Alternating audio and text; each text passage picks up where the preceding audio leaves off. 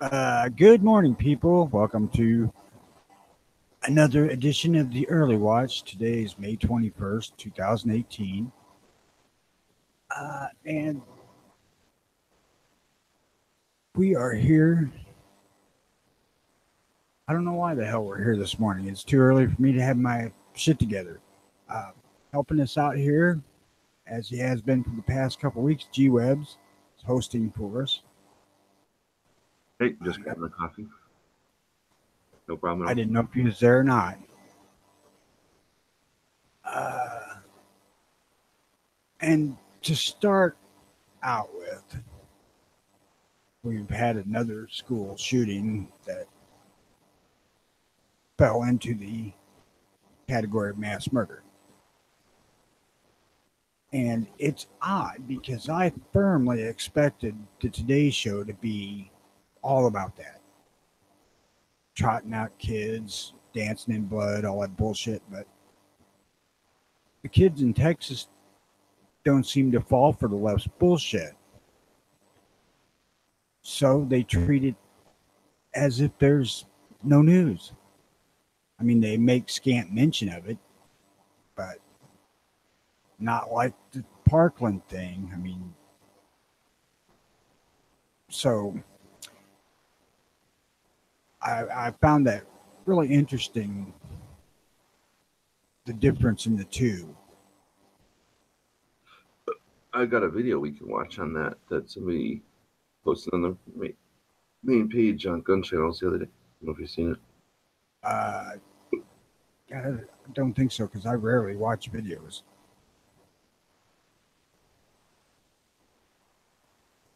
So yeah, we can watch that. It's fine by me. I'll be searching for it. It's probably from Friday or something. I just, the Nope, it didn't take that long. So this is go ahead. This is 6 minutes, I guess, and it is from a thing called, I don't know what it's called, but Moon posted it. I thought it was pretty good.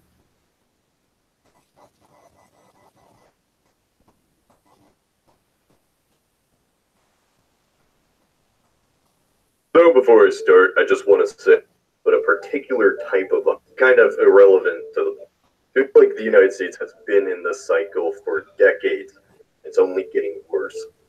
I'm not talking about gun violence in general, but a particular type of violence. A lone gunman against unarmed people in a confined space. The cycle is turning faster and faster. What used to be a year between tragedies has now gone to months and weeks. What is fueling someone to go out and commit this violence? Why is the cycle spinning faster?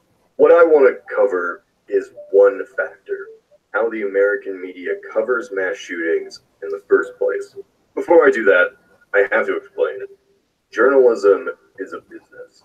For newspapers and news channels to stay afloat, they rely on companies buying ad space on their papers or sites. Journalism relies on advertisements just like any YouTube channel does. Cable news, newspapers, even news websites, all of them need views. Clicks and subscribers are crucial because when more people watch the news, the more valuable their ad space becomes.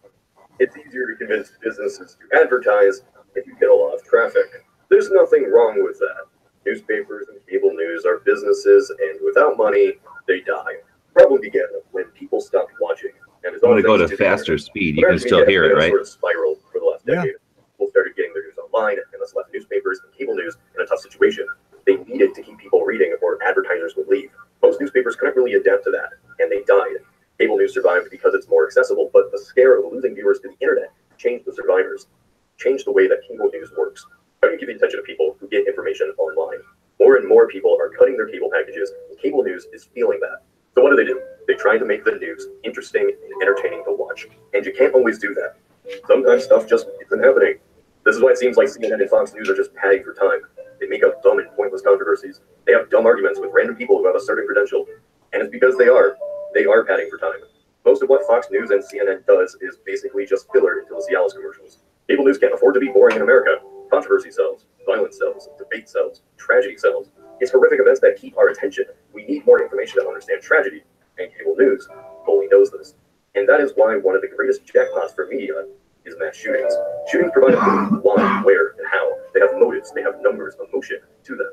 Information unfolds on an hourly basis, and the media provides that to viewers. But at the same time, viewers are watching advertisements. They contribute to ratings that keep news outlets afloat. So that padding for time takes on a darker side when mixed with shootings. Cable news, which is normally just filler, has something to talk about. Shootings are fantastic rating boosts. They provide content. For weeks after the shooting, this is why we always see the event talked about in detail. Who the shooter was. This was his face. This was his weapon. This was his social media page. These were his victims. This was his motive. And this is where his kill count is compared to other past shootings. This, by accident, I hope, inspires copycats. Cable news, by milking the tragedy, makes a celebrity out of a creep who nobody knew about before. Now you say, what kind of sick person would be inspired by that? Well, buddy, go on 4chan and some places on Reddit. Many of them exist. And all it takes is one of them to not care about anything anymore and just want to leave that legacy. This is the problem with showing the killer's face in motivation. It inspires others. It tells creeps on the edge that they'll get the same treatment for doing these acts. Kill count cements a legacy. Media is keeping score. That's why this video isn't monetized or has shown any killer's specific face, because doing otherwise is profiting off of tragedy. No matter if CNN or Vice or Fox News talks about the gun debate, no matter how much they say these shootings are horrific, at the end of the day, they are getting content. They are profiting off of this. They ask kids right after a massacre how they feel because it helps ratings. And effectively created a brand new trend in America that will be a reliable rating boost every couple months. So limit guns or don't, I'm not giving my political opinion. I think we kind of sums it up. I mean, it's nothing nobody knew, but I did, in fact, listen to this the other day. Yeah, okay.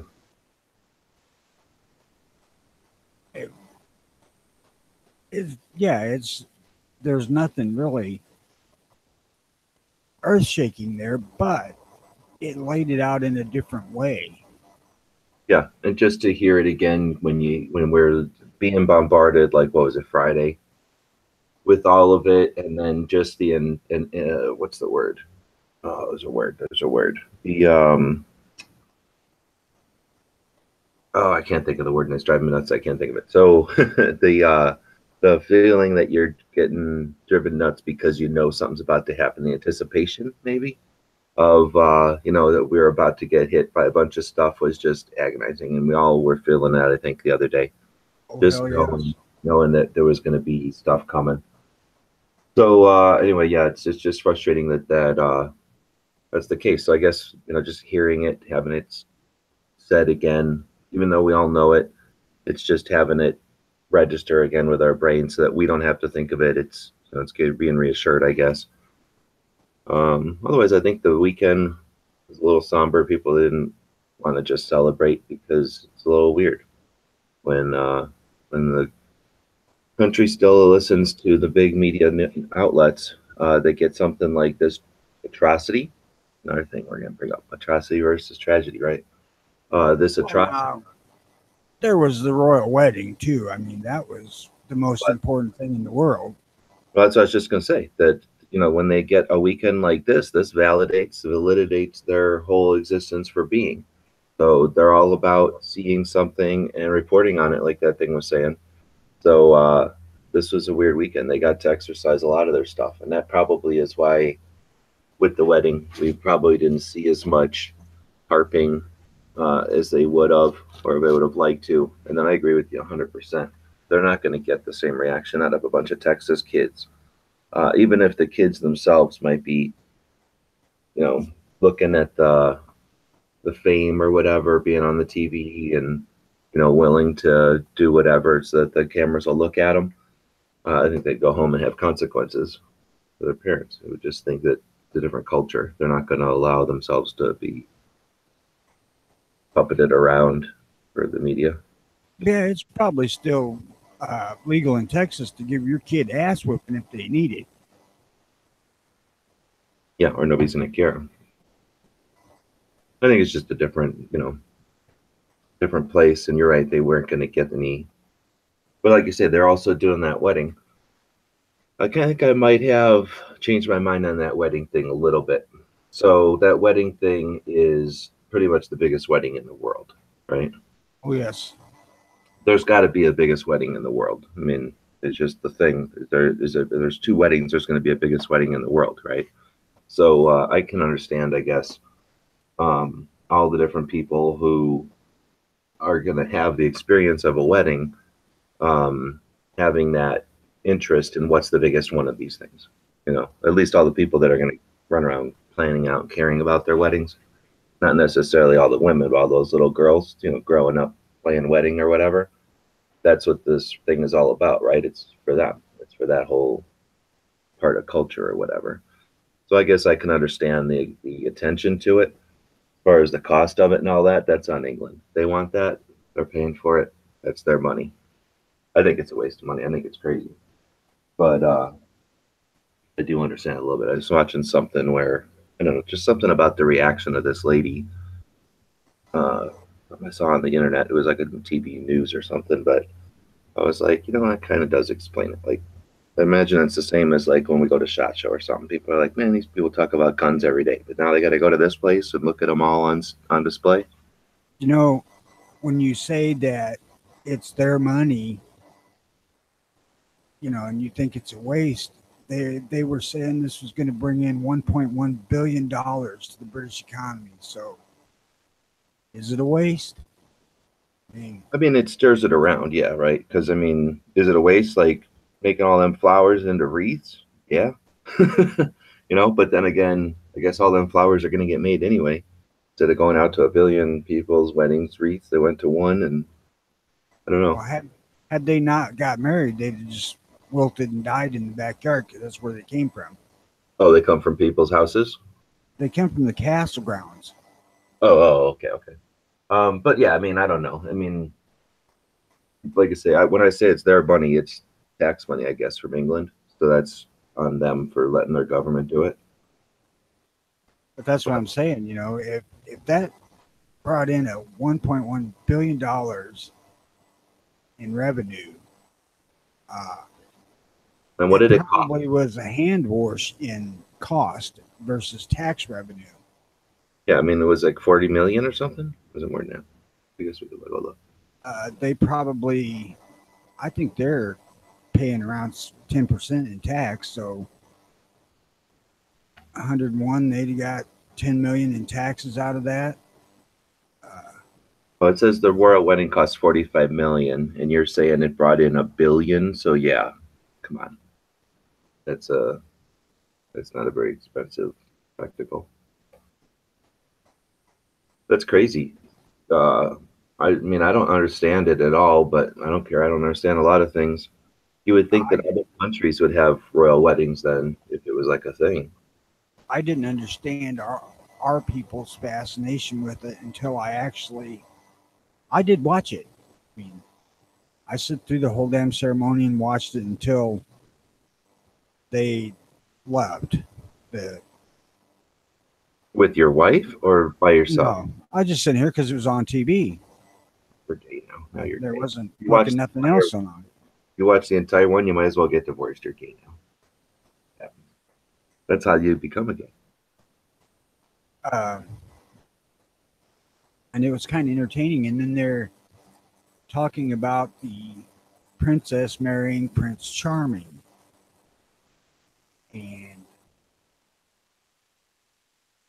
from a standpoint of teaching your daughters about all the Disney Prince Charming crap and all that. And this is real life version of that. So I don't know. I still don't get our fascination with the fucking royals of Britain. Awareness, I can understand. Like, oh, those are the people that some of us came from. Well, some of the people that made this country came from. It's hardly any of us anymore, and it's very small people. But yeah, I can't understand any kind of fascination. God's saying how much of that money went into the royal pockets, royal family's pockets? None. What do they need money for? They just don't. They just walk around doing whatever they want, right? They don't have to pay for stuff. They get paid from the country. Do they even need salary? money? If they walk into a place, it's free, and if they need something, people give it to them. I mean, I guess they must have to pay for something, but I don't think they pay for it. Well, I think that starting with Diana, I think that they started doing a fair amount of humanitarian work the younger royals, Oh, which is a good thing. I mean, you just don't come out on a balcony of some castle and wave once in a while and make people happy. They're out doing shit. But I think that by not beheading everybody, royalty is doing something. People ought to be happy. yeah, that's not to mention that I've been watching the movie Gettysburg, and that's a line in there. They were talking about the last English Revolution or Civil War, and the guy was saying, "Yeah, everywhere you go, it's off with their heads, and pretty soon you can't walk around without tripping over somebody's head."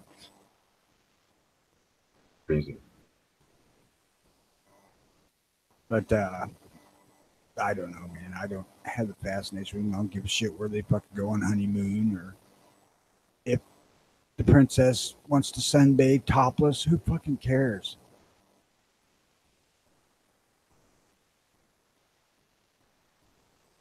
And can you imagine the fucking crush of the media spotlight them people live under? I mean, it's like being a major Hollywood actor. You know, Didn't it kill what's her name? Isn't that what caused her to be speeding along? yeah. So they like him so much they watch him to death, literally. To give up your private or your ability to go out in public in your own personal private life is something that I would not want to give up.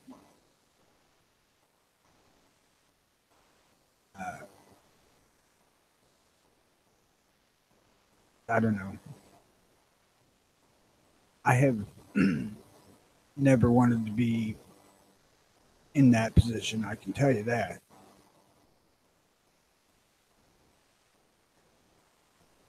Also, on a side note about the news, I see that we have a tentative Chinese trade deal that's going to be considerably more favorable to us than the old one was.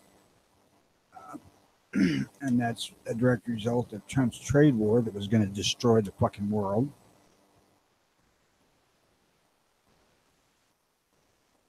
That I haven't paid attention to at all. Well, everything that some bitch does, they say the sky's falling and it's the end of the planet as we know it. So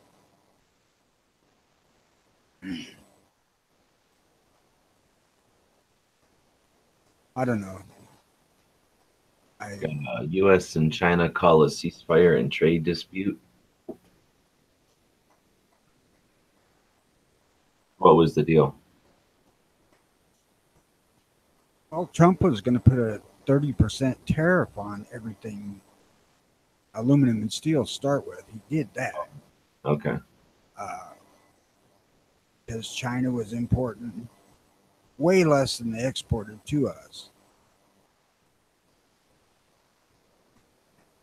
Does he spends tariffs on China, stoking fears of a loss of leverage? I don't know which news to read. It probably ain't hitting the news yet because it's not a done deal. This one is 40 minutes ago. Oh, I guess these are tweets. I don't trust tweets.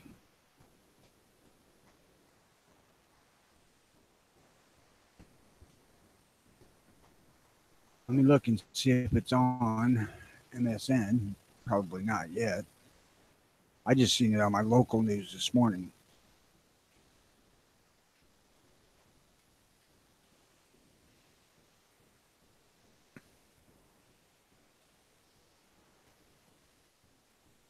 Yeah, I don't know. It seems mostly positive except for one, but I don't know who the people are to, who's their positions or what.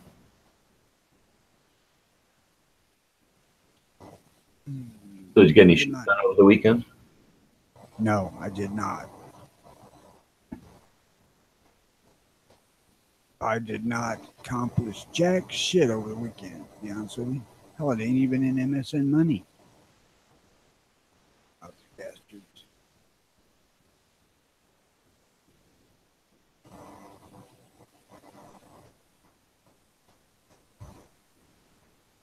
I had my son-in-law bring his couple of his barrels over here so I could take squibs out of them for him. Barrels. Yeah, barrels out of pistols. Oh, pistols. That makes sense. They weren't bulged or anything. They were just stuck in there. Nah, he didn't refire them. They just stuck. I've seen a bulge with just one, right? So they can just be overpressured, I guess, or something. Oversized, or the barrel can be screwed, I guess. He just had his setup. He's having problems with it not dropping powder.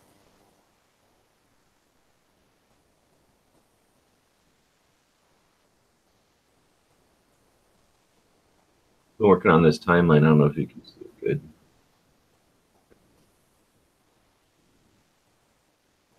Started looking at stuff for the 2A history project and decided to stick everything in just one timeline, starting with the Constitution. Maybe we can go through this if everybody's okay, and let me know if I'm missing anything. So I got the Militia Acts of 1792. Then you get your first ban on concealed carry, which was repealed pretty quick. Then you get the first pistol match in 1860. I thought when I started looking into the sporting stuff that's pretty interesting. Once we'll get back and see how that kind of creates a trend. You get the Militia Act. So the Act of 1792 created the militias. The 1862 let African Americans in the militia, or put them in the militia, how you want to look at it. 1865, Buffalo Bill starts doing his thing, which is just a few years after the first recorded pistol match. I mean, obviously people have been shooting pieces of wood and stuff, but the first actual thing with records was in 1860, and soon after Buffalo Bill starts doing it. So give you a time frame of when recreational, or I guess competition shooting started. National Rifle Association, we all know that story. Then the first world championships for shooting happened 20 years later. So did we start it? No, but we were first. Also in 1897 came the best freaking pump shotgun of that century.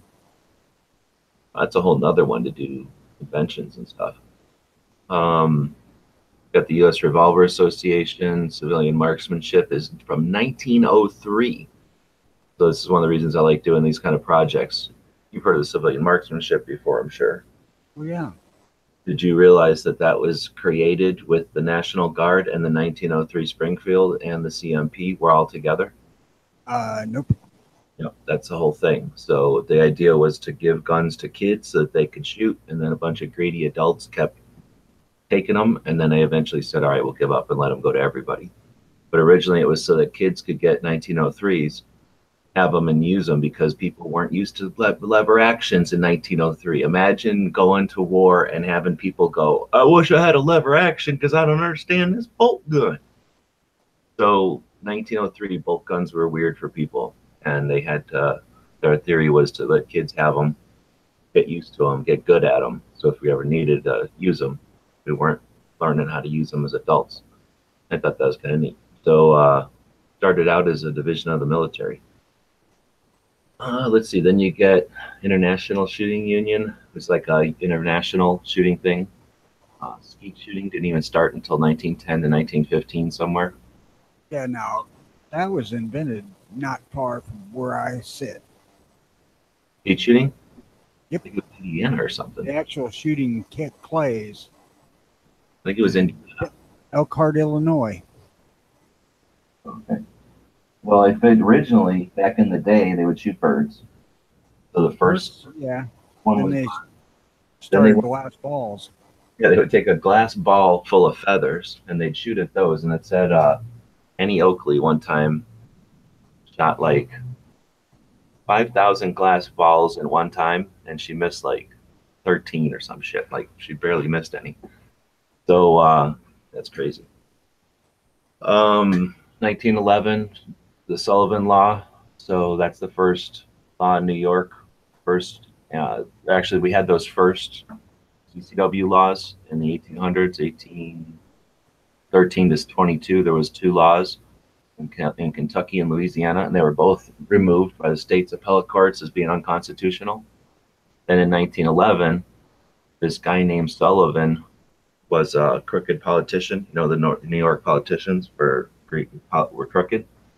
So the story from Neil Knox I'm reading here was that Sullivan was a crooked guy, and the immigrants moved over here from other countries and were used to being, you know, servants, so they dealt with it, but their kids weren't. Their kids were born free. Their kids got pistols and started not paying the, you know, the money for the, what do they call it? The, what do they call it when the gang says we're going to burn your place down unless you pay us money? Extortion. Yeah, they weren't paying the extortion.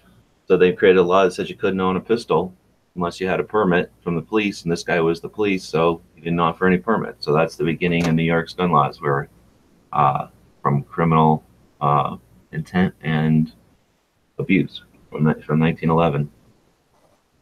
1926, SAMI. So people heard of SAMI specs and stuff. Again, government regulated or government initiated. What do they call that? Consistencies or specifications for different things, so that they could standardization. Standardization, exactly. Then you get National Sporting Goods Association. I didn't even know about them, but that's a thing that started in 1929. Then you get the NFA, right? There's a whole bunch of stuff that's really started this whole thing to figure out what the NRA really had to do with the NFA. Then you get the stupid National Firearms Act that creates the Federal Firearms License, right? The FFA creates FFLs. So in 1934, they defined guns. In 1938, they defined who can sell guns. Then you get 39, United States versus Miller, constitutionality of the NFA. That's a crazy, crazy one. A whole bunch of topics of conversation in there. First time a woman could shoot, 58. So that was, where'd that first one come from? 1897, 60 something years, 50, 60 years later, women can start shooting. 1958. 1961, NSSF. So I thought they were pretty old, but it turns out this, National Sporting Goods Association, 1929, is even older. So basically the National Sporting Goods Association was sort of like SHOT Show. They'd have a convention every year for sporting goods stores and stuff. And then in the 60s, a bunch of people got together and said, hey, could we even do like a trade show for just guns? And people were like, I don't know if we could or not. And then they tried it, and it was a massive success from the beginning. And then we had SHOT Show since 1961. Well, actually, NSSF happened. SHOT Show was, was up here farther. It's like 1971 or 79. But anyway, they... originally, we just had one trade show every year, the National Sporting Goods Association trade show. NSSF was created by a couple of industry people. I forget the actual beginnings of it.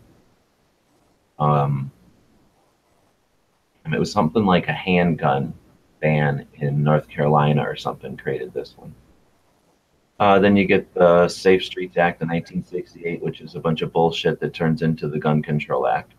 I'm going to have a whole nother one going with the crimes that created all this shit because it's important. I didn't want to put it in here because I didn't want to focus on them too much stuff in this 2A history. But, you get your assassinations happening here. So up here, you get your St. Valentine's Day Massacre. Up here, you get your assassinations, Sandy Hook. You get these crimes that atrocities that turn into legislation, and that's a big part of this whole concept or this whole project, is to put some relationship with time, with cause and effect. So these things happen, massive gun control happens as a result, and hopefully people see that cycle. We can break the cycle at some point. So you get your 1968 Gun Control Act, all hell breaks loose, right?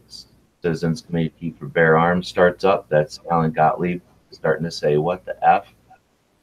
The Second Amendment Foundation, same thing, same guy. This was the lobbying arm, and then this is a nonprofit to do other things. The Gun Owners of America also created, again, in result of this and the frustration afterwards. at the Arms Export Control Act. I think this one was, I don't remember what this one was. So then you get the first, oh, we missed the October Revolt. So I got to put some stuff in here still. So basically you get the 68, and then you get a bunch of the NRA saying, oh, let's get rid of, let's quit going after politics. And then everybody says, oh, hell no. You get the revolt, and that happens in 77. I got to add that to the list. So now you've got NRA turning into ILA, and then first SHOT Show. So that's when, again, that's when that story happens where the industry says, hey, can we have our own industry shows just for the firearms? And this is right after the October Revolt. So everybody's had to trot on guns, I guess. So yeah, let's do it. And they do it. And then SHOT Show is a big success. In 1985, you get the first gun rights policy conference in Seattle. That's been going on every year since. The Firearms Owners Protection Act, 1886. I'm reading about that right now, which was initiative to repair some things from the 1968. Its job was to gut the 1968 of all the things that were infringements. But of course, you get the Hughes Amendment stuck on there. So that's one of the reasons I'm doing all this. 1988, you get a couple years, and then you get the Undetectable Firearms Act as a result of the Glock. Can't make guns that are plastic. So basically inhibits the,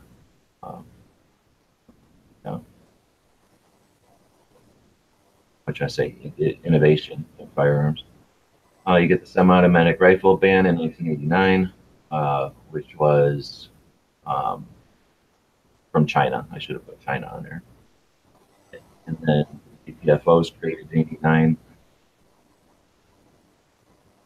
You get the gun-free school zones. I got to do more research on that one.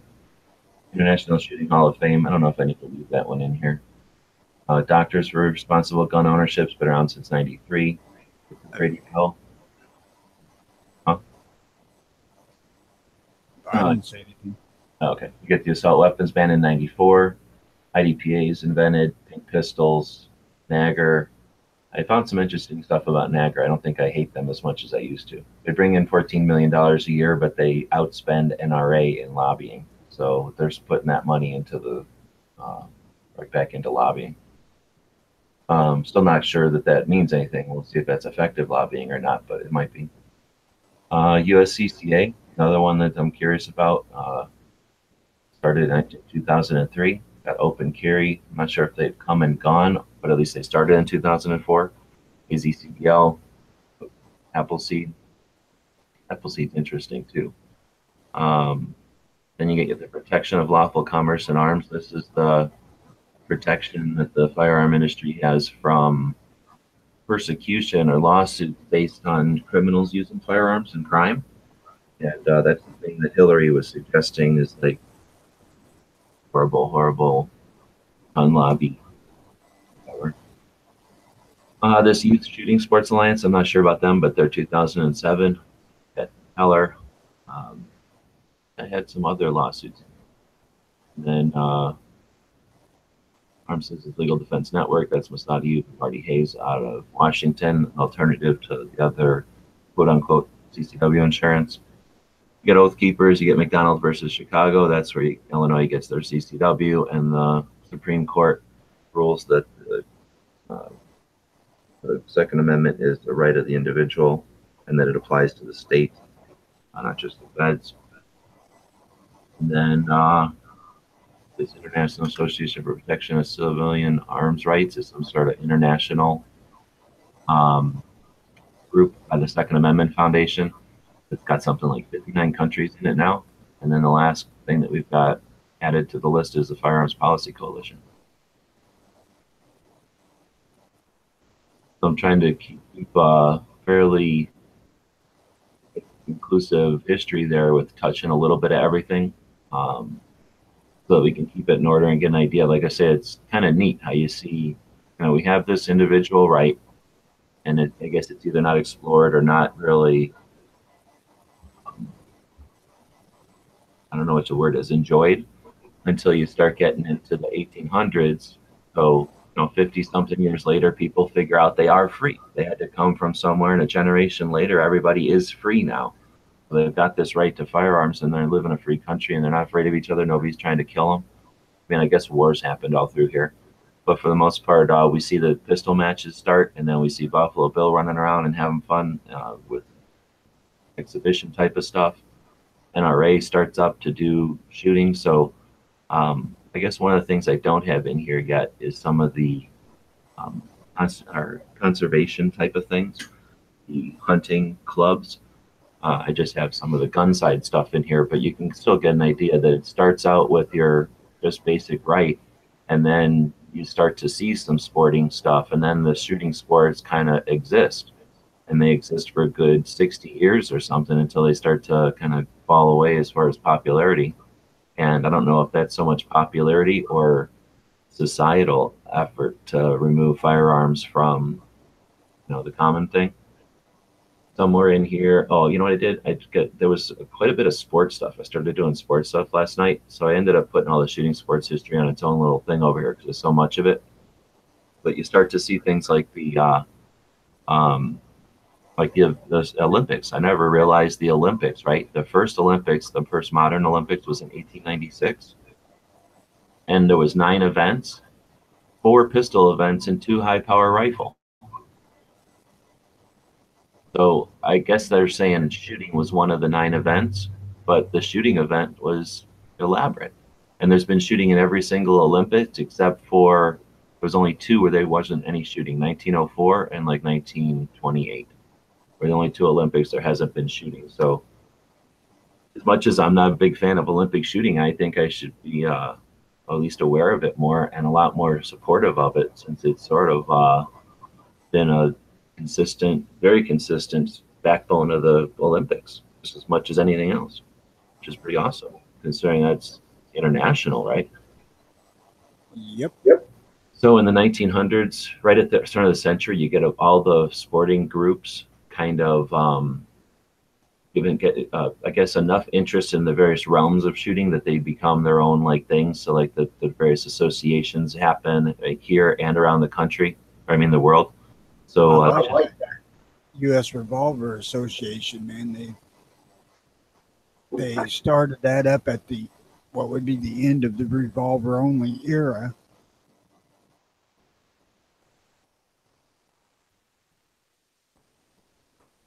So that's one. So I'm digging around on the internet, mainly trying to get information on the NRA and what caused the 77 Cincinnati revolt. What involvement did they have in 1934? What involvement did they have in 68? What involvement did they have in 86? And then what involvement did they have in 2004? The big chunks. And as I'm digging around, they'll reference something. They'll say something about this or that. As I started to accumulate all this, I was asking like Dead Horse and others, and they'd say, oh, go check out this. So some of this stuff just I kind of accumulated, and it's almost like notes. But the Revolver Association is one that was referenced by somebody, or it said something like, the Revolver Association was founded in 1900, so I put it in this list. But I think when I went to look for the U.S. Revolver Association, I couldn't find much. So you are familiar with it? You've heard of it before? No, I had not. Oh, okay. Because that's one of those things where I'm hoping that this list could also be used by lots of people to, or at least by others, to dig into some of these things and do their own projects, or if they know something about it, elaborate on it. Because as far as I could tell, like if you click on this, it just takes you to this kind of a website from a place in Connecticut. It's like a little gun. It looks like a little pistol club someplace, and it says the U.S. Revolver Association organized in 1900. And it's basically a winter league, and it's a postal league. So it's just a couple of paragraphs here. It might seem like it's not too much, but it is kind of neat to think that you're shooting in a match that's been going on for 118 years. That's pretty neat. Oh, I just closed out everything. So that was my weekend. I've been digging into this project. I have a couple, I think I showed you last week the little timeline thing I'm going to be doing. Yeah. So still working on that. And whenever I start digging into these things, it's always, I know where I'm going and I'm going to find stuff along the way. So figuring out where the edges are going to be, where I'm going to stop researching and whatnot. But looking forward to hopefully creating something that makes it easier for people to put the whole history of guns in relationship. Like I said, I think there might be some neat patterns there to kind of see where I don't know if you call that a trend, but at least where the growth in interest in competition shooting and how it then developed, and then the interest in hunting and how it's changed over the years. Once I found a couple of these resources too, there's a really, really, really, really good one from NSSF that I got a lot of the information from, and just opened my eyes to a lot of things. I don't get into the hunting stuff so much. I mean, I'm aware of the role of hunting and groups in conservation and in conservation in general. We really wouldn't have conservation in general to the level we have it if it wasn't for hunting and hunters. And turns out that isn't all just accidental. That's some deliberate acts of people who are strategizing. If we want to keep guns around, these are the people we need. So some interesting stuff like studies that show if you try and keep someone interested in firearms beyond where their kids are old enough, then you have a chance of getting their next generation. But if somebody gets disinterested in firearms and lets firearms go as a hobby or an interest when their kids are born, get almost no chance of getting their kids on board. And just stuff like that is interesting. I mean, we know the antis are looking at it for all different kinds of nefarious ways. I never really thought about the industry paying attention to stuff, and like, for example, wearing orange makes sense, but that was a deliberate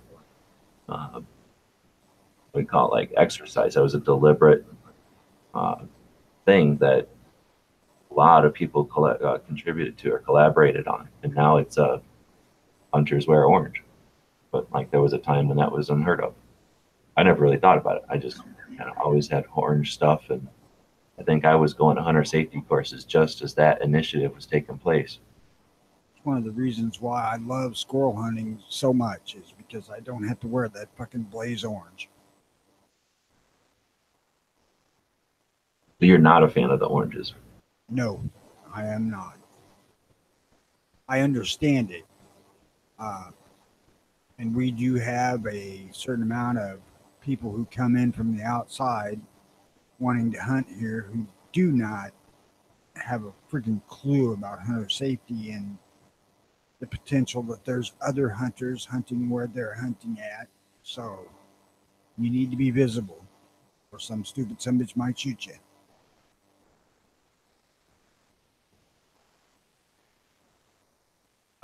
But I am not a fan of it.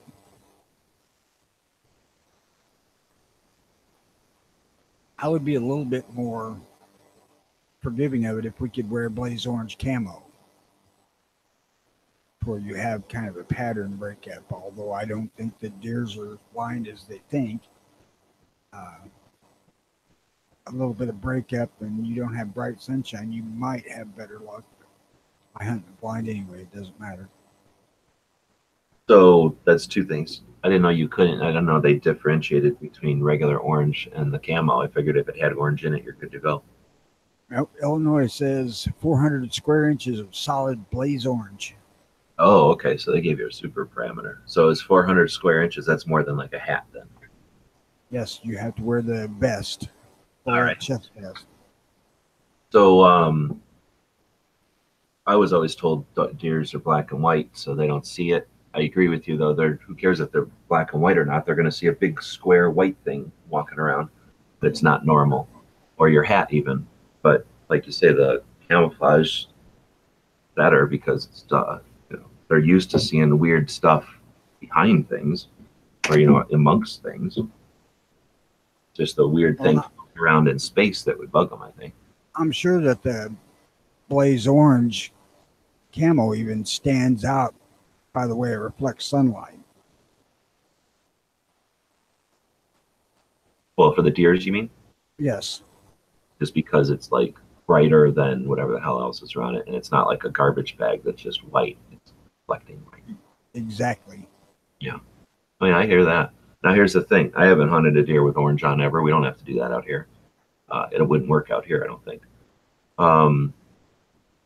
because we're nowhere near the deers, basically. Do they see it? Do they run away because they see your clothes or whatever? Hey, if they see it, you won't know it. They won't come that close. Okay. But I mean, it's not like you stood there and had one walk up on you and then look over, realize what the hell you were, and ran off or something. No, I've walked up on them while I'm squirrel hunting a number of times, but I have never walked up on one hunting deer.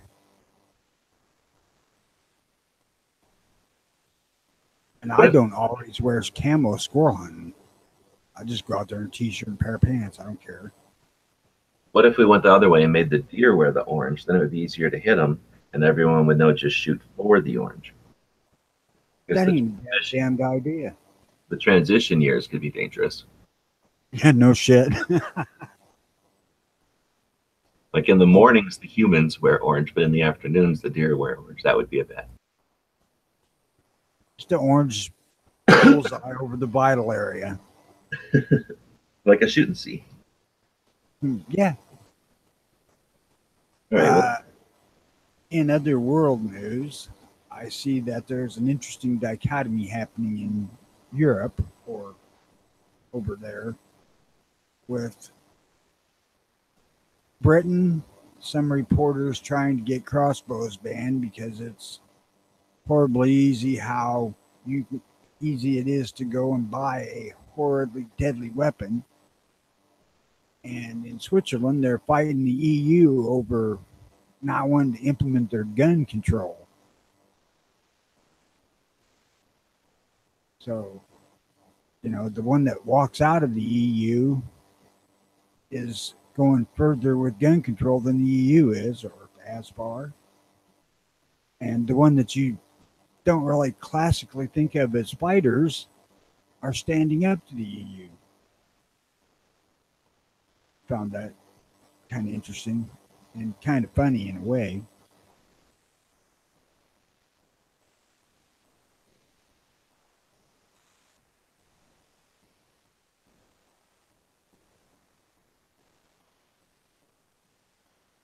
I'm not sure how much traction there is on that thing in Britain with the crossbows.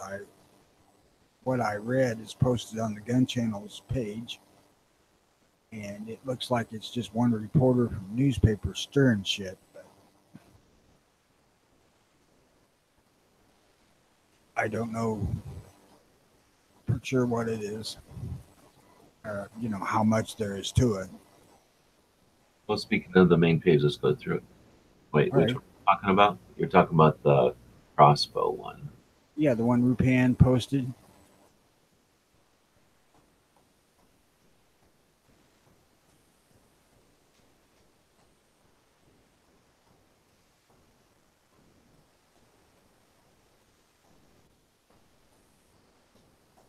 I don't know where to go with that one. I'm looking at all these dusty Garans. You go around saying Garand, or do you say Garand? Grand. I'm hearing a lot of Garans. I want to punch somebody in the neck. Garan. So, does anybody know who this guy is? Hang on, I gotta look.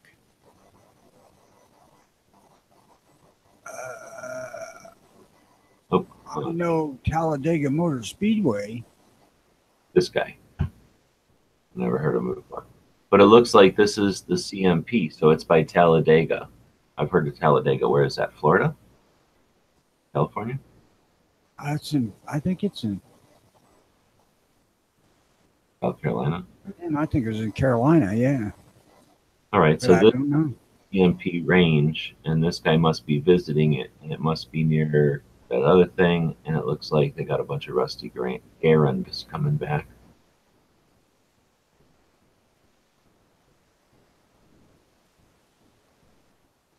And those will be insane today.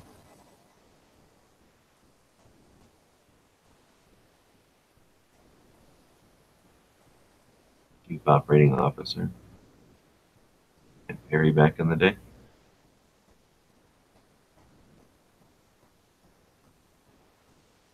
they sell them, what do you think they're going to do for the rest of the old bastards? $1,200, $1,500 more?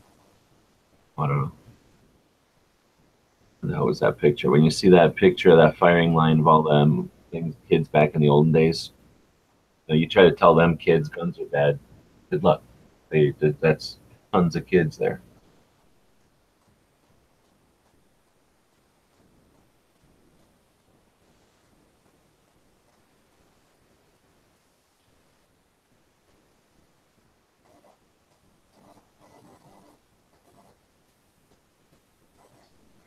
The United States gets first right of refusal to receive them back. Guns from the United States Army. Someone came up with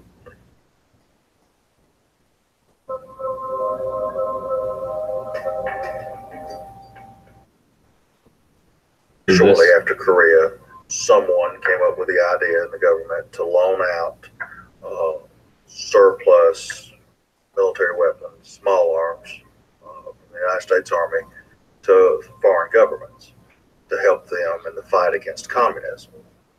The military assistance program sprinkled out guns all over the world. The country that they're lent to has to offer those rifles up. The United States gets first right of refusal to receive them back because we lent them.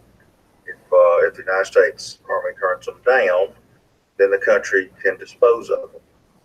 And the United States Army generally does not turn them down because we fund the return of those rifles. So the Army doesn't have to spend any money out of pocket for the return of those antique firearms.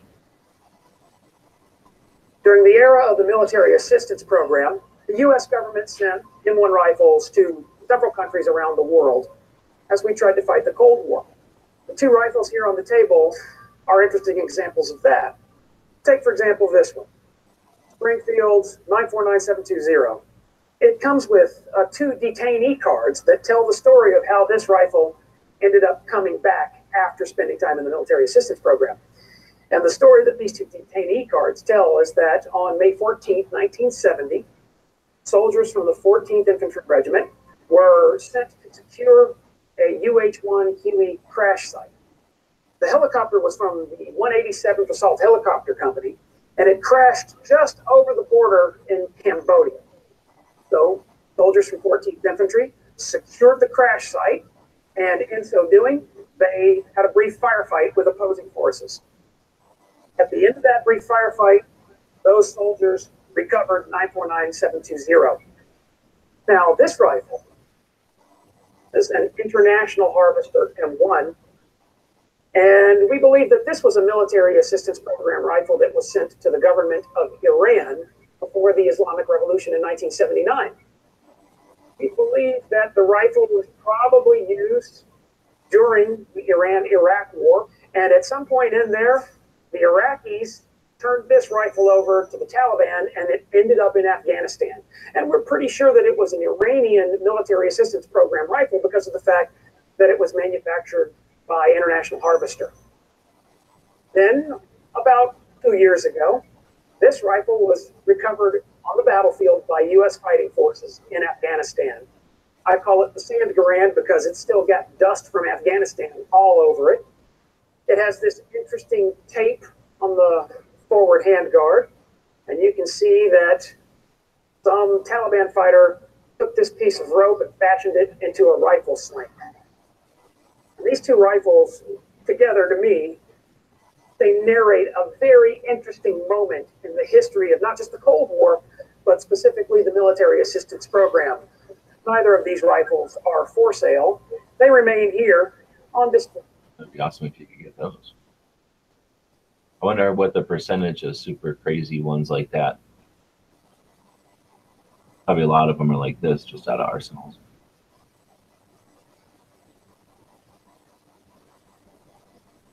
I would like to get my hands on those. I know a dude that's got cargo containers. I'll find the pictures. He's got 4 cargo containers of rifles like that. Probably each cargo, the back of a semi truck with rifles stacked like that. So no way to count how many that would actually be.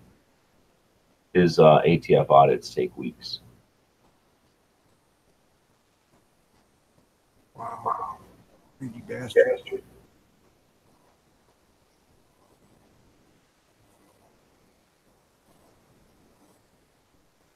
Are you saying how many of these things were just rusted out and gone?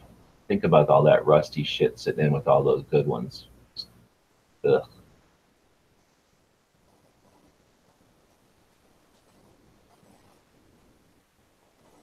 Well, people don't take care of it as well as it's free. Well, it's probably not possible. That one shot a lot. Holy moly. How much can you shoot if you have to shoot a Garand to get the wood to burn on it? I mean, even like in the desert, I guess, if the wood was all dried out, if you had start or something, but still, you'd have to shoot the hell out of that gun to get the wood to burn. Yeah, because hell paper takes 450 degrees. Did you see some of these? Where was that burned? Well, no. Look at that guy. I don't know. Maybe that's just, it wouldn't be burned back here. Maybe that's just some kind of mold growing in it. I thought it was like burned out here from shooting. It might just be mold because it's all down in here, or like the remains of its vein. But imagine how much it has to be handled. How much does it have to be handled to wear the stain off of a Garand? Hell, I don't know, but I've seen guys that do that to their regular hunting guns. Just from carrying around so much? Yeah. You know who this guy is? Nope. Usually when people have a cord on their glasses, they know what they're talking about.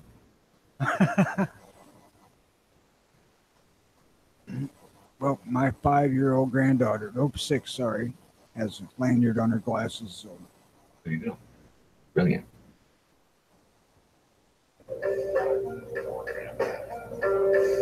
Not every rifle among the Philippine returns is going to be a winner. And this Winchester is a great example of that. In addition to being in rather poor condition, the rifle has this hand customized ventilated forward handguard. Somebody took the time of putting these holes in the handguard. For what reason, we don't really know. Speed, come on. We think it might be a battlefield pickup from Philippine gun. tactical. Yeah. Whoever it was that shot this last, things didn't go exactly the way that he wanted it to because the muzzle is split. You can even see that the gas cylinder has been shoved back and stripped out of the threading around the muzzle. There's red paint on the rifle, around the buttstock, on the receiver, and underneath. We're not sure what that means. It's obviously and you it's can a even dummy see rifle the remnants of a patrol sling right here on the buttstock. And for as ugly as it is, for as much of a misfit as this rifle is, it is nevertheless a fascinating chapter in the history. I'll bet you $100 they knew that gun was broken, and that's just one of those, like, you're going to take this gun and stand there and look like you got a gun type of thing, or for training or something. I'll bet you it's just, you know, half the time you stand there and look like you got a gun. Okay, again. He knows everything about the gun. They certainly look nice when they're all cleaned up. So, I'm gonna have to plunk down the fucking money and buy one of those, I suppose. why doesn't Nice Strike go get a job over here cleaning Grands? Errands. Dang, I need to get a picture of the van parked right there.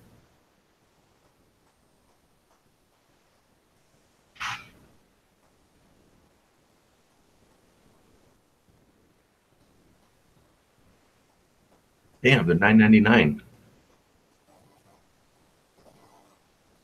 All right, pink. That was cheaper than I expected. Yeah, $10 for a Garand.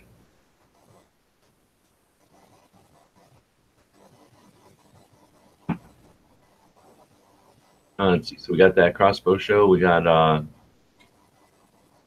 know how the hell they're calling that an AMD-65. Technically, it is, but only because there's no bayonet anything. Got this long barrel for no reason, but otherwise, something about that, isn't it? Says dozens of guns will turn into be melted. Los Angeles gun owners gun gift cards exchanged. They collect a couple of hundred or 1,000 guns that are non-functioning or obsolete, destroy them. Midnight was live last night. They did a bracket on cereal, breakfast cereals. I think Cinnamon Toast Crunch ended up winning it. Gelsma had a show. Gun Gals had a show after. Good shows. I missed most of Gelsma's, I think. I didn't see this one. You watch this one? What's a red flag law? Rat on your neighbor. Oh, okay. This is like a commentary on it.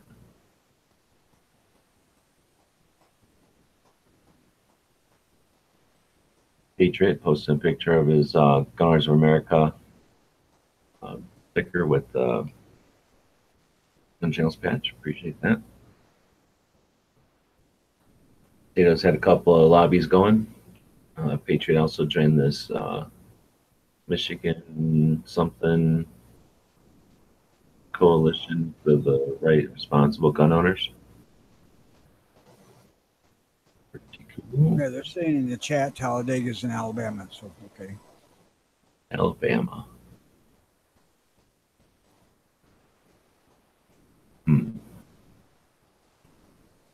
It took me a minute to figure out what the hell was going on with this. I guess people were putting a bunch of fancy stuff on an old, was that I don't know what that is, French or something gun? I guess that's funny. I don't know the gun enough. Dang it.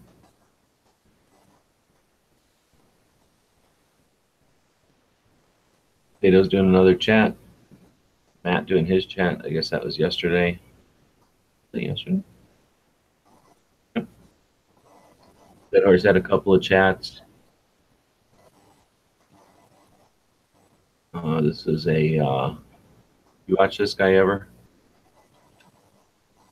Welcome to the first episode of Gun I Gossip. watched that one. Some short things, and then hopefully hear your opinion on it. You can sound off down below.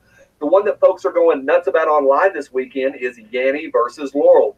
If you've been living under a rock there, Patrick Starfish, you play the sound. Some people hear Yanny and some people hear Laurel.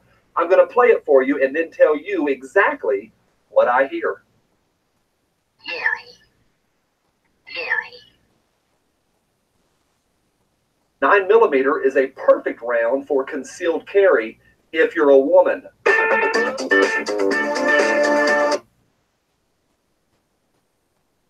Moon show we just watched a minute ago. And those.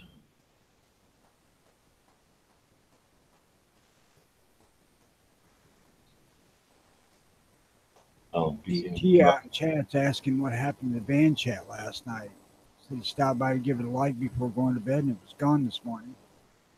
Oh, it was only like 6 minutes long. Potatoes showed up, but nobody showed up, and there was just, you know, there's no conversation. We were going to talk about stuff, and there was just no conversation. So, What time is that? I run it at 9 p.m. on Eastern. No, 9 p.m. my time, which I guess is 11 Eastern. Shit, 12 that's Eastern. way beyond my bedtime.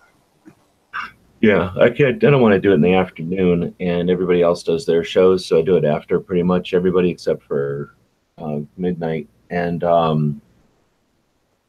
mean, I would have done it, but I didn't have anything to. I mean, I had some stuff to talk about, but it was just me and Potatoes, and there wasn't that much to say. And my head's been in this 2A project, so it's like, all right, well, I'll shut it down and keep working on my other project.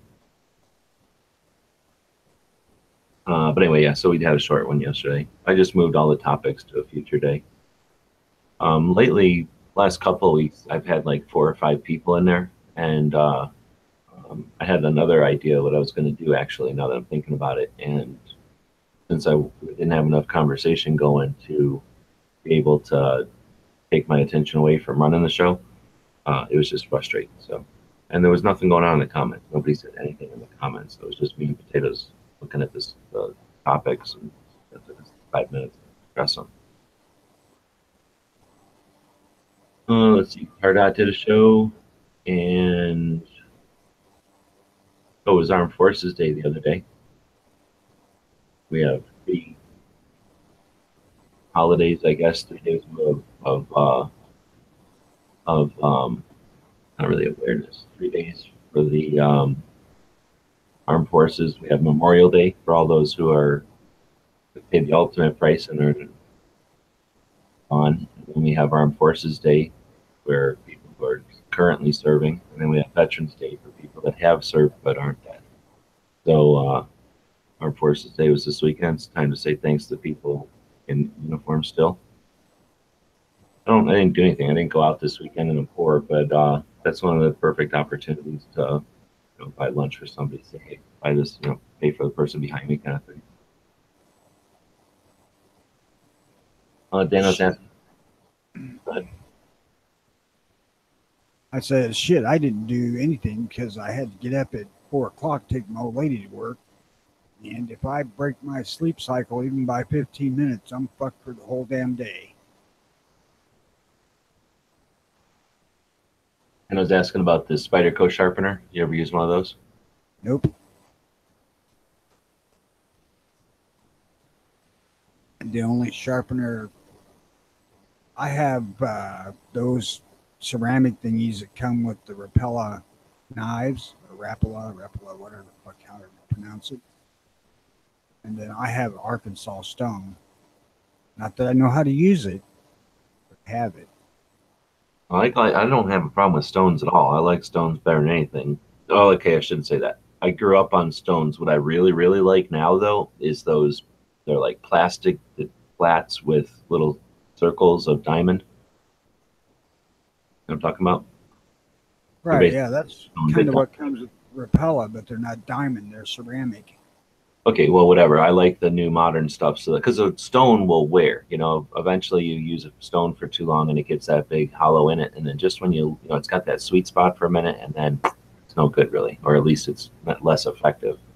And I like those fake ones where they have the harder materials and then they stay flat basically, and they're lighter. I think at least they're less fragile. Anyway, this thing's $104, and it's 60. So I guess I understand that these 2 bars are nothing. They're just there so the knife doesn't slip off and hit your hand. You're supposed to put one hand on this thing and hold it on the table. And I think it's rubber underneath, so it's pretty easy to hold it to the table. And then you get these 2 bars, and there's 2 different flavors of them, a coarse and a fine.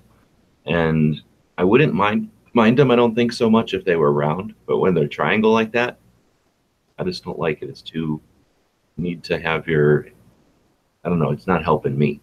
So the idea though is it's just a stone, except that instead of having it laying on the ground and you have to do all the angle with your wrist, I think the idea is that the angle is done for you and you're just supposed to drag through. But like I say, it just doesn't work for me, and I just too one-trick pony. If you can't do it their way, then what's the point of it all? It is kind of nice because everything folds up into the little contraption, and then you've got this one little unit. So I wouldn't crap on it too bad. If it works for you, I'm sure that it works for a lot of people and it works well. But $100, like Dan was saying, he's seen it on eBay and stuff cheaper. And I'm sure a lot of people buy this thing, and it's not for them. You can get one almost new for way cheaper.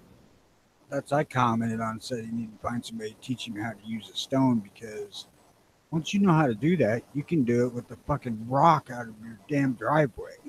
Flip a mug upside down, like a coffee mug. I've seen people doing that. And once you know what you're doing with a stone, it's nothing. It's just, it's nothing. So sharpeners. So I need to get my ass over to my dad's and have him show me how, because he can sharpen them. Well, he can sharpen straight razor, so he can definitely sharpen a knife. I've noticed they're saying it here even. I didn't look at this link because I got no interest, but they do not shut up about the kid's name this time. Maybe it's just because of the name and the way that it takes a while with all the syllables to say it. Stands out a little bit, maybe more than some of the other names, but they have no problem at all repeating the name over and over. It's like they get a nickel every time they say it. We watched that one video a minute ago And I think I watched something else that talked a little bit more about the cycle of how um, the media is. I might have watched something that was referred to that or recommended from that on that concept of the media go into this cycle of the way humans, I don't know, the way we pay attention to things or why we pay attention to things, and how that particular scenario just works so perfectly for them to exploit, to catch on to and poke their finger in the wound. Rick had his show on Saturday. And I let everybody know again that I've posted some banners over here.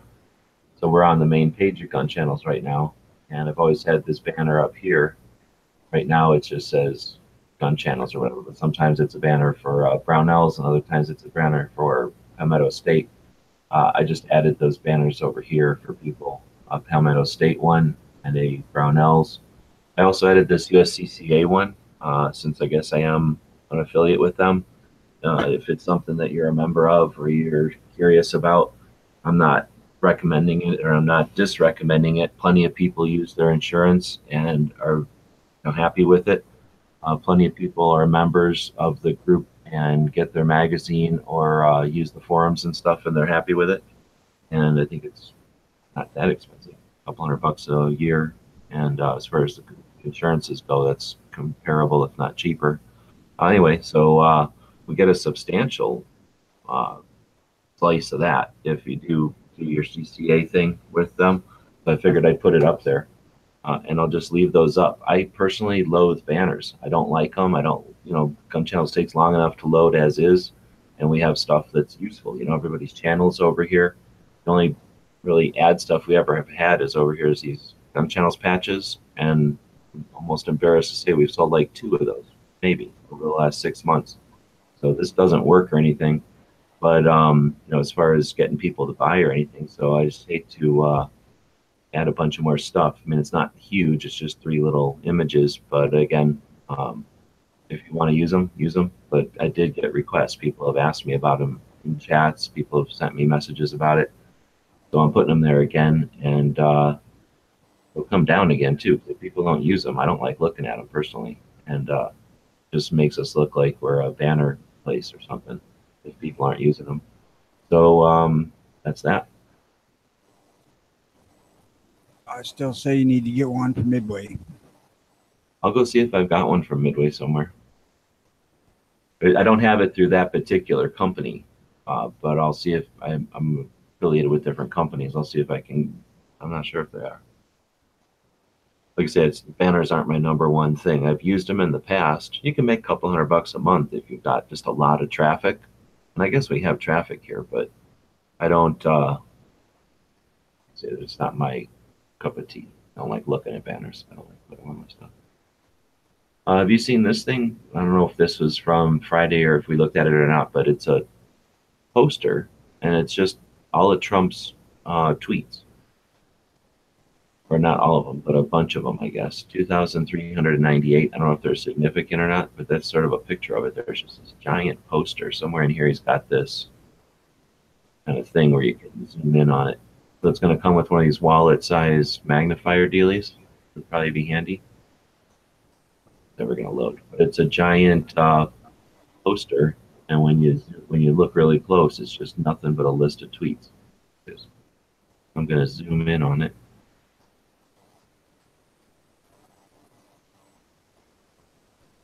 And it's just nothing. It's a big giant list of tweets. So, what do you think? Would you get one of them? No. I wish that some bitch would lose his thumbs or something. I don't see how much they cost. $47. They're not cheap. So I imagine in somebody's office, I guess, or maybe like in a waiting room or someplace. That's perfect for somebody, but yeah, not my style. Ain't my thing either.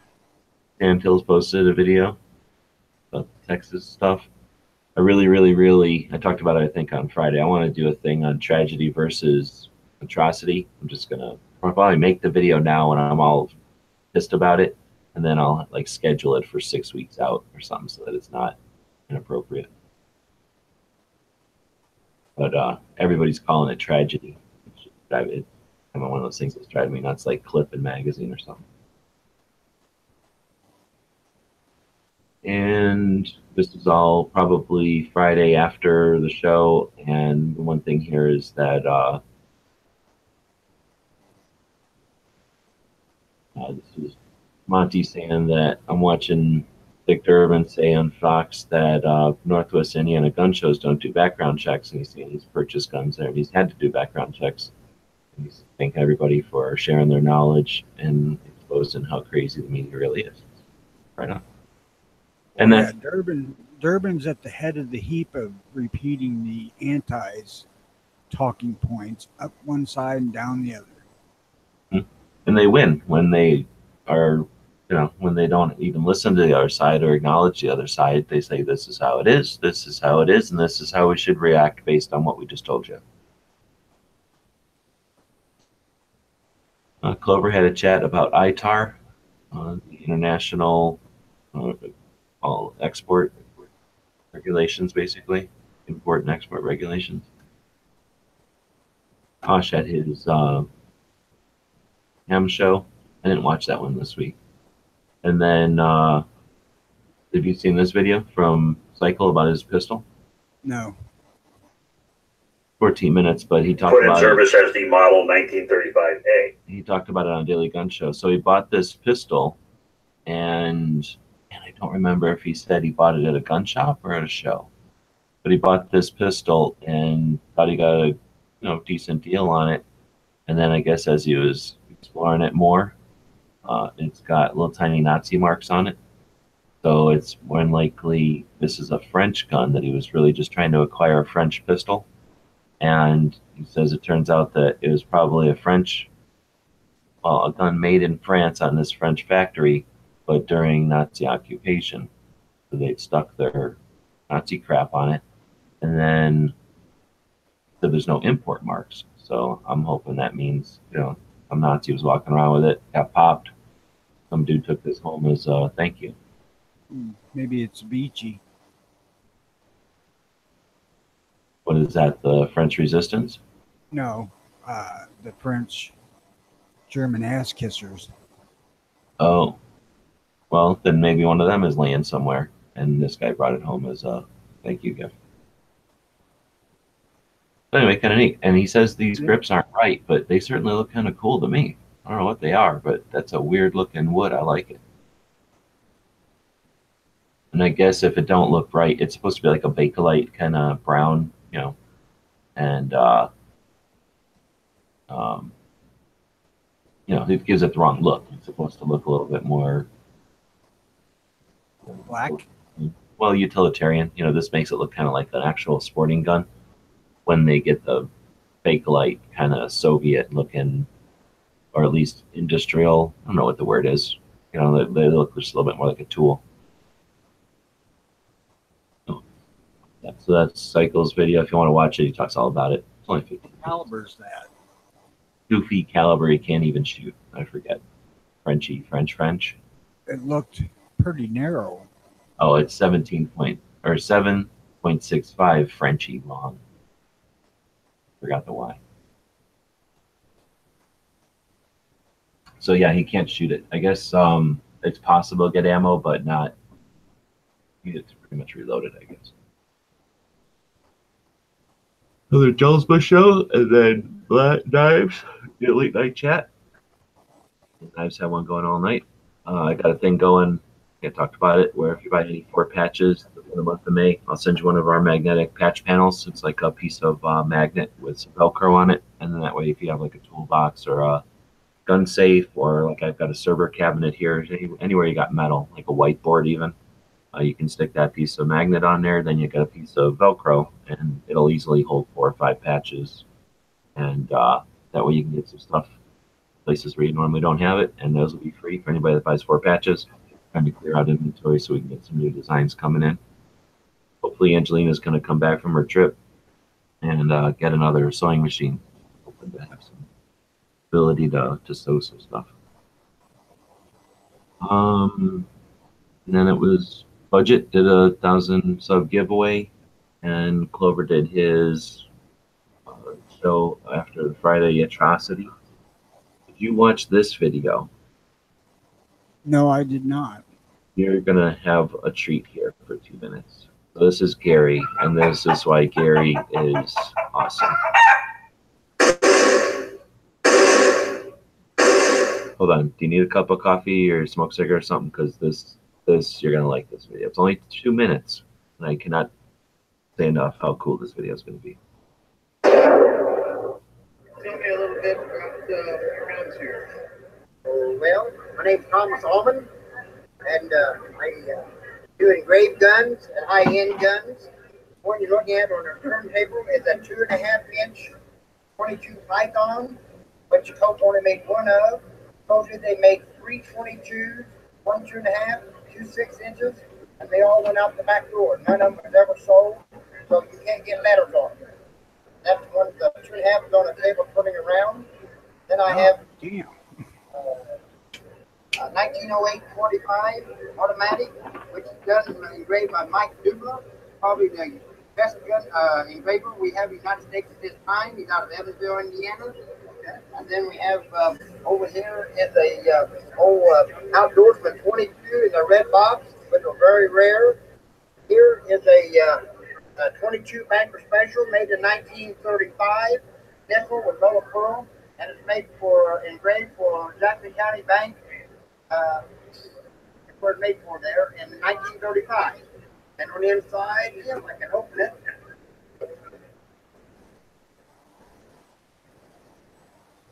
That's what a box looks like on the inside in 1935. This original paperwork with it.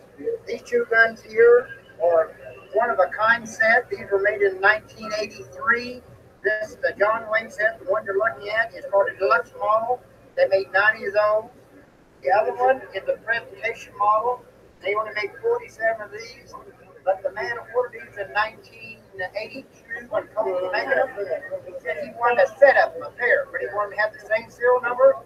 So they do on the piece of paper you see, they do have the same serial number 2553, but it's JWD for presentation and JWD for deluxe.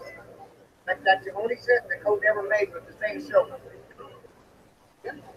Anything else you want to show us today? No, I think you did good around it. Got a lot of everything there. All right, well, thank you so much. Thank you. A special thanks to Ruben Rivera Jr. and all my supporters on Patreon.com.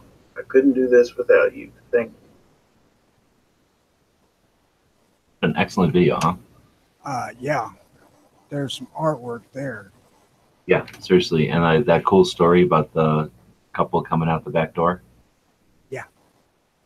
I have one little thing about the John Wayne stuff, though, is John Wayne didn't actually carry Colts. No. He carried Great Westerns.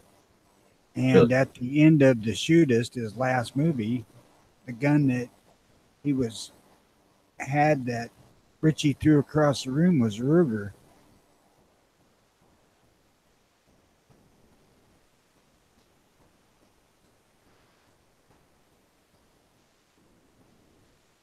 At least that's what I've read online about him. Now, he probably carried bunches of Colts in his early days. Knives, or Pink is asking, is he talking about a $200 knife or a $20 knife? What are we talking about? When was he asking that?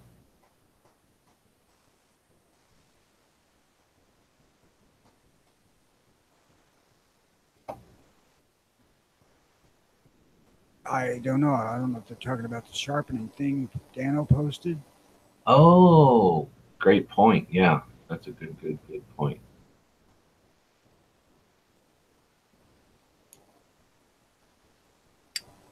I haven't done a sharpening thing maybe in forever. We could do a sharpening show, I suppose, at some point.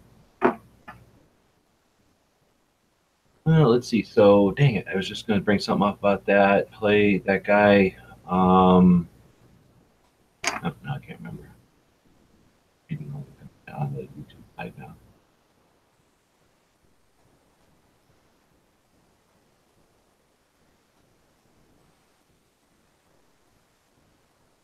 Well, I don't have a $200 knife because it's something that I could possibly lose, and there's no point in spending that kind of money. Bruce, there's a Minnesota update. Okay. Minnesota House and Senate are officially out of session. That's good news for Minnesota. No new gun control. They come together and shut down all the gun grabbing. So saying thanks to everybody. So that's awesome. And yeah, this is definitely still early watch.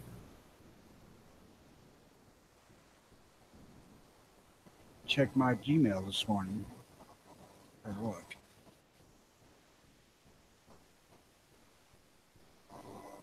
Nope, nothing. Okay. We already answered them for what I use for cheap knives. I didn't see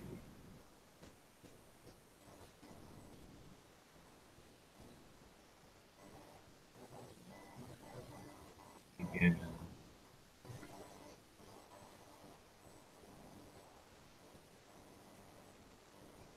Let's see, maybe I don't know where you answered.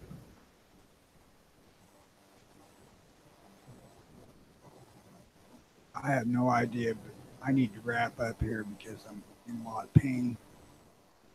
Right on. So we'll do that. So thanks everybody for joining us. We'll be back tomorrow. And thanks, Tony, for jumping in. Appreciate it. Good day, everybody, and thank you for doing this, G-Webs.